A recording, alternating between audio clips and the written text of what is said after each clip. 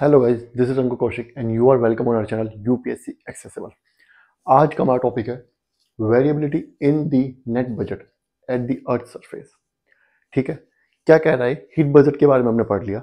अब ये बोल रहा है कि जो अर्थ के सरफेस पे है वहां पे जो नेट बजट है उसमें वेरिएबिलिटी है। मैं इसका मतलब समझाता हूँ आपको। क्या बोलता है? Variations in amount of radiation received eight the earth surface. ये यहाँ पे ये कहना चाह रहा है कि ये हमारी अर्थ है, इस पे सपोज कीजिए 100 कैलोरीज आई, 100 कैलोरीज वापस चली गई। एक्चुअली 65 आई थी, 35 तो पहले ही वापस चली गई थी बिकॉज ऑफ अल्बिडो। 65 कैलोरीज आई थी, 65 ही वापस चली गई। ठीक है, लेकिन ये तो पूरी अर्थ का हुआ नेट बजट। लेकिन कह रहा है ये 65 जो कैलोरीज हैं ये अर्थ पे हर जगह बराबर नहीं मिल पड़ती। इक्वेटोरियल रीजन हम पहले पढ़ चुके हैं। इक्वेटोरियल रीजन पे जो है, ये वाला हमारा इक्वेटर है, यहाँ पे सबसे ज्यादा इंसोलेशन रिसीव की जाती है। जैसे जैसे हम पोल्स की तरफ बढ़ेंगे इंसोलेशन रिसीव्ड जो होती है वो कम होती जाएगी। हमने पढ़ा है, पहले भी पढ़ा है। यहाँ पे रेज जो होती है परपेंडिकुलर होती है, यहाँ पे रेज स्लैंटिंग होती है। ठीक है, तो इक्वेटोरियल रीजन और उसके आसपास का जो रीजन है वहां पे हीट सरप्लस होता है। मतलब वहां पे जो हीट है, एटमॉस्फेयर जनरली ज्यादा गर्म होता है। जो नॉर्मल है उस टेम्परेचर से ज्यादा टेम्परेचर रहता है। जबकि यहां से आगे जब हम पोल्स की तरफ बढ़ेंगे, दोनों तरफ नॉर्थ और साउथ में, तो टेम्परेचर जो है वो जनरली जो जनरल टेम्परेचर होता है उससे कम होता है। यहाँ पे इसको बोलते हैं हीट डेफिसिट। ठीक है, समझ आ गया आपको? ये इसको बोलते हैं variation in the amount of radiation received at earth surface. कि ऑल ओवर अर्थ ने 65 यूनिट्स आई है अर्थ के पास और वह 65 वापस चलेगी, लेकिन अलग अलग जगहों पे अलग अलग जो अमाउंट ऑफ हीट रिसीव किया जाता है बिकॉज ऑफ सन की जो पोजीशन है उसकी वजह से। अर्थ क्या एक्सिस के ऊपर टिल्ट है वो, है ना, इस वजह से। ठीक है, आगे बढ़ते हैं। Some part of the earth has surplus radiation balance while other part has deficit. क्या कह रहा है? कुछ पार्ट जो है, कौन सा पार्ट? ये हमारा इक्वेटर उसके आसपास का जो पार्ट है, यहाँ पे सरप्लस होता है। सरप्लस रेडिएशन, यहाँ पे रेडिएशन ज्यादा होती है, ज्यादा आती है। और कुछ पार्ट जो होता है, ये वाला पार्ट और ये वाला पार्ट, यहाँ पे रेडिएशन कम होती है। यहाँ पे रेडिएशन डेफिसिट होता है। समझ आ गया यहाँ तक? आगे देखते हैं फिगर 9.3। ये हमारी फिगर 9.3 है, यहाँ पे दी हुई है। इसमें दिखाया हुआ है कि जो इक्वेटोरियल रीजन है यहाँ पे सोलर रेडिएशन भी ज्यादा है और टेरेस्ट्रियल रेडिएशन भी ज्यादा है। जो हमारा पोलर रीजन है यहाँ पे सोलर रेडिएशन भी कम है और टेरेस्ट्रियल रेडिएशन भी कम है। मैं बताता हूँ।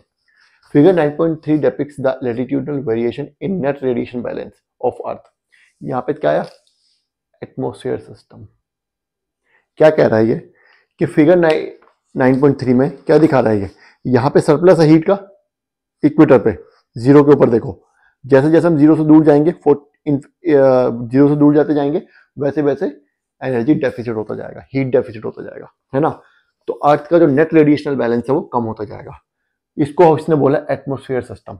अब आप कहोगे कि एटमॉस्फेयर तो सोलर रेडिएशन जो है उसको एब्जॉर्ब नहीं करता, तो यहाँ पे एटमॉस्फेयर क्यों सिस्टम क्यों लिखा है?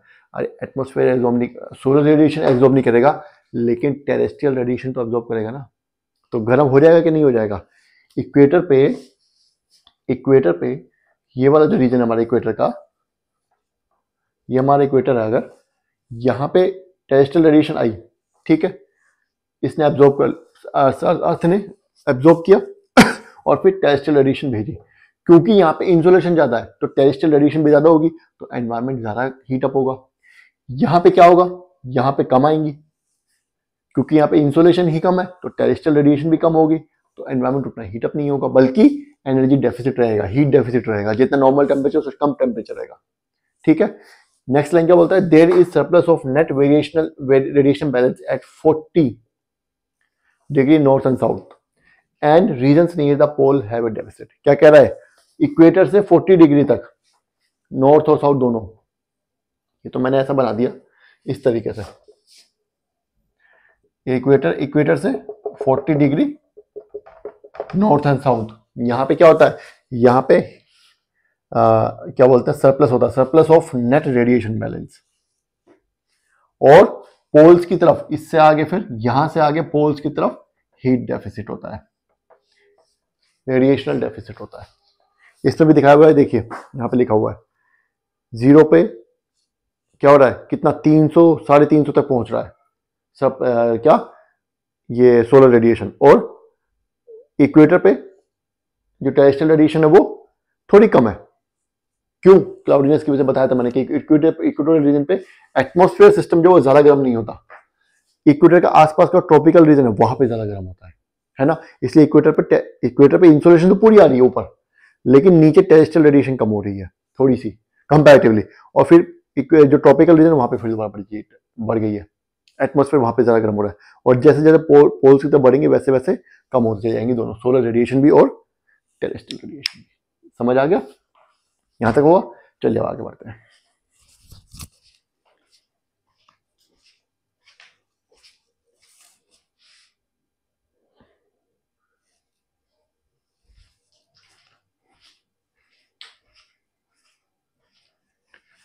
देखो अब जो यहाँ पे एक टॉपिक आया वो आया है redistribution of heat energy.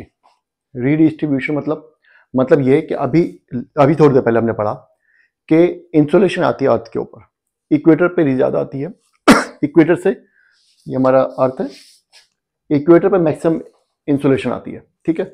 Equator से ट्रॉपिक्स तक 40 डिग्री ऊपर और नीचे तक जो हीट सरप्लस होता है, उसके बाद हीट डेफिसिट हो जाता है। इक्वेटर से आगे, यहां से आगे हीट डेफिसिट है, यहां तक हीट सरप्लस है, ठीक है। 40 डिग्री, ये 40 है, यहां भी 40 है, ये 40 है, ये नॉर्थ है, ये साउथ है। बोल क्या रहा है ये कह रहा है रीडिस्ट्रीब्यूशन ऑफ हीट एनर्जी। मतलब क्योंकि इक्वेटोरियल रीजन पे या ट्रॉपिक्स में जो है हीट सरप्लस होता है और उससे आगे पोल्स की तरफ हीट डेफिसिट होता है। तो ये कह रहा है कि अगर यहाँ पे हीट सरप्लस ही रहेगा हमेशा, इतनी इंसुलेशन आती रहेगी, इतना ज्यादा टेरेस्ट्रियल रेडिएशन रेडिएट होता रहेगा कि यहाँ पे बहुत ज्यादा एक्यूमुलेशन ऑफ हीट हो जाएगा, एक्सेस हो जाएगी हीट एनर्जी की यहाँ पे। और on the other hand poles पे इतना ज्यादा डेफिसिट है, इतना ज्यादा डेफिसिट है कि अगर ऐसे ही होता रहेगा तो यहाँ पे कभी भी आइस कैप्स कभी हमेशा के लिए फ्रोजन हो जाएगा, आइस कैप्स कभी मेल्ट ही नहीं होंगी। इतना ज्यादा एक्सेस क्या हो जाएगा, हीट डेफिसिट, इतनी ज्यादा कमी हो जाएगी हीट की पोल्स पे। तो क्या कह रहा है, इसके लिए क्या होता है, ये एनर्जी जो यहाँ पे सरप्लस है, ये एनर्जी ये क्या करती है, ये इधर ट्रांसपोर्ट होती है पोल्स की तरफ, इधर से नॉर्थ में भी और साउथ में भी, ऐसे इसी तरफ होता है, जिसकी वजह से यहां पे एक्सेस हीट एक्यूमुलेट नहीं होती और पोल्स पे एक्सेस हीट डेफिसिट नहीं होता, फ्रोजन नहीं रहते हमेशा, ठीक है। वरना वहां पे सिर्फ बर्फ ही रहेगी और कुछ मिलेगा ही नहीं। समझ रहे हो क्या बोल रहे हैं? इसको बोलते हैं रीडिस्ट्रीब्यूशन ऑफ एनर्जी। इसका भी एक मैकेनिज्म है। और जो हमारी जो विंड्स हैं, जो ट्रेड विंड्स है हमारी, है ना, ये सब क्या होती है, इसी वजह से होती है। विंड्स की, हवा की वजह से तो जाएगा, है ना, एनर्जी, ये हीट एनर्जी कैसे जाएगी, विंड्स की वजह से। जब नीचे एटमॉस्फेयर जो होगा, जो विंड है, टेरेस्ट्रियल रेडिएशन एब्जॉर्ब कर लेगी, जो वो टेरेस्ट्रियल रेडिएशन एब्जॉर्ब कर लेगी वो हल्की हो जाएगी, तो ऊपर की तरफ जाएगी, ऊपर जाएगी तो ऊपर जाकर के ट्रोपोस्फीयर बाय। चलिए छोड़िए, भी बात की बात है। कहने का मतलब ये है कि जनरली एनर्जी जो है वो रीडिस्ट्रीब्यूट होती है, इक्वेटोरियल रीजन से पोल्स की तरफ जाती है, ठीक है। क्यों? क्योंकि यहाँ पे एक्सेस है और यहाँ पे डेफिसिट है। यहाँ पे बहुत ज्यादा हीट है, यहाँ पे बहुत कम हीट है, बैलेंस बना रहे। ऐसा ना हो कि यहाँ पे बहुत ज्यादा गर्मी हो जाए, यहाँ पे बहुत ज्यादा ठंड हो जाए। उस बैलेंस को बनाने के लिए हीट जो है इधर से उधर ट्रैवल करती रहती है। समझ आ गया? क्या कह रहे हैं, the surplus heat energy from tropics is redistributed polewards. ये जो सरप्लस हीट एनर्जी है वो ट्रॉपिक्स से पोलवर्ड की तरफ रीडिस्ट्रीब्यूट होती है, पोल्स की तरफ। And as a result the tropics do not get progressively heated up. और परिणाम स्वरूप क्या होता है, ट्रॉपिक्स जो है बहुत ज्यादा गर्म नहीं होते, हीट अप नहीं हो जाते, due to accumulation of excess heat. क्योंकि एक्सेस हीट है, इकट्ठा होती रहेगी, अगर रीडिस्ट्रीब्यूट नहीं होगी तो ट्रॉपिक्स बहुत ज्यादा गर्म हो जाएंगे। लेकिन ऐसा नहीं होता क्योंकि रीडिस्ट्रीब्यूशन हो रहा है। और द हाई एल्टीट्यूड्स, या जो हाई लेटीट्यूड्स है, हमारे पोलर रीजन जो है, get permanently frozen due to excess deficit. क्योंकि एक्सेस डेफिसिट है, हीट डेफिसिट है पोलर रीजन में, हाई लेटीट्यूड जिनको बोलते हैं, तो क्या होगा, वहां पे हमेशा फ्रोजन हो जाएगा, परमानेंटली के लिए फ्रोजन हो जाएंगे वो जो रीजन्स हैं, अगर रीडिस्ट्रीब्यूशन नहीं हुआ तो। इतना ज्यादा डेफिसिट होता है, ठीक है। ये बात आपको समझ आ गई? ये यहाँ पे इसने क्यों बताया, क्योंकि ये ट्रांसफर ऑफ हीट जब समझोगे तब या विंड सर्कुलेशन समझोगे। अर्थ का जो विंड सर्कुलेशन है, अर्थ पे जो हवाएं जो चलती रहती हैं, विंड्स हैं, वो समझने के लिए पहले ये बात आपको समझनी जरूरी थी। अभी आपको समझ आ गया। अब हम अगले चैप्टर में आगे आगे जैसे आता रहेगा हम पढ़ेंगे कैसे, क्योंकि एनर्जी डिस्ट्रीब्यूट कैसे हो रही है थ्रू विंड्स। तो विंड्स का एक पैटर्न जनरेट होता है, ठीक है, उसको हमने फिर अलग अलग तरीके से उसको बाइफर्केट किया हुआ है। सीजनल विंड्स होती हैं और परमानेंट विंड्स होती हैं, ठीक है, उसके बाद लोकल विंड्स होती हैं, ये सब चीज़ें होती हैं, हमें पढ़ने को मिलेंगे आगे। लेकिन वो सब होता इसी वजह से, इसी एनर्जी डिस्ट्रीब्यूशन की वजह से। अगर ये एनर्जी डिस्ट्रीब्यूशन नहीं होता तो हवा चलती ही नहीं, विंड्स होती ही नहीं, ऐसे ही हवा रहती है हमेशा, ठीक है, कोई पत्ता भी नहीं हिलता।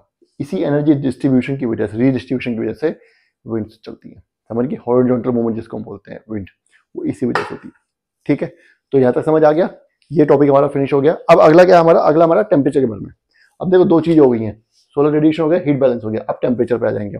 तो टेम्परेचर का डिस्ट्रीब्यूशन क्या है, टेम्परेचर किन किन चीजों पे, अब इक्वेटर पे मान लिया हमने ज्यादा आता है, लेकिन क्या क्या चीजें हैं जो ये डिफाइन करता है कि कहीं किसी जगह पे कितना ज्यादा टेम्परेचर होगा, ठीक है, वो सब चीज़ हमें पढ़नी है, तो वो हम नेक्स्ट क्लास में पढ़ेंगे। ये क्लास यहीं खत्म करते हैं। तो आपको करना क्या है, ये वीडियो आपको देखनी है बार बार, अगर कुछ समझ नहीं आया है तो कमेंट कर देना, मैं दोबारा समझाता हूँ टॉपिक, और बाकी वीडियो को लाइक करना है और चैनल को सब्सक्राइब करना है। Thank you.